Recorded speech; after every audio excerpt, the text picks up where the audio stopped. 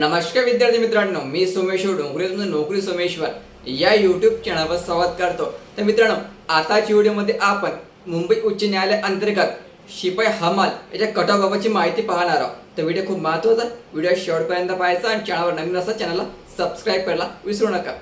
तर मित्रांनो, मुंबई उच्च न्यायालयामार्फत चालक आणि लिपिकचा अंतिम निकाल या ठिकाणी जाहीर केलेला आहे।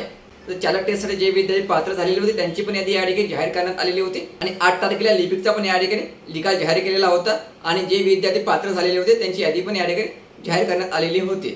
तर यामध्ये एक महत्त्वाचं असं आढळून आलेलं आहे की ज्या ठिकाणी सर्वात जास्त जागा आहे त्या ठिकाणी कट ऑफ कमी लागलेला आहे।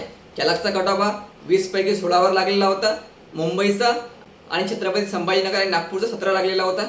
तसेच लिपिक बाबत पण झालेला होता, 90 मार्कचा पेपर होता आणि 90 पैकी 67 वर मुंबईचा कट ऑफ लागलेला होता आणि नागपूर आणि छत्रपती संभाजीनगरचा 69, छत्रपती संभाजीनगर आणि नागपूर 70 लागलेला होता। म्हणजे ज्या ठिकाणी सर्वात कमी जागा त्या ठिकाणी कट ऑफ जास्त आणि ज्या ठिकाणी सर्वात जास्त जागा त्या ठिकाणी कट ऑफ कमी। आणि लिपिकचा जर कट ऑफचा रेंज पाहिला तर यामध्ये महत्त्वाचं असं आढळून आलेलं आहे, तर कट ऑफ तुमचा जो आहे तो 85% लागलेला आहे। लक्षात ठेवायचं, 80 ते 85% मधात हा कट ऑफ लागलेला आहे। तर मुंबईमध्ये ज्या विद्यार्थ्यांनी आपला अर्ज भरलेला आहे त्यांचा कट ऑफ हा 24-25 100% लागणार आहे। लक्षात ठेवायचं, मुंबईवाले 24-25 असेल तर तुमचा कट ऑफ या ठिकाणी 24-25 वर लागणार आहे आणि नागपूरवाले जे विद्यार्थी आहे त्यांचा कट ऑफ हा 26-27। लक्षात ठेवायचं, नागपूर 26-27 आणि छत्रपती संभाजीनगर पण 26-27 इतका कट ऑफ या ठिकाणी लागणार आहे।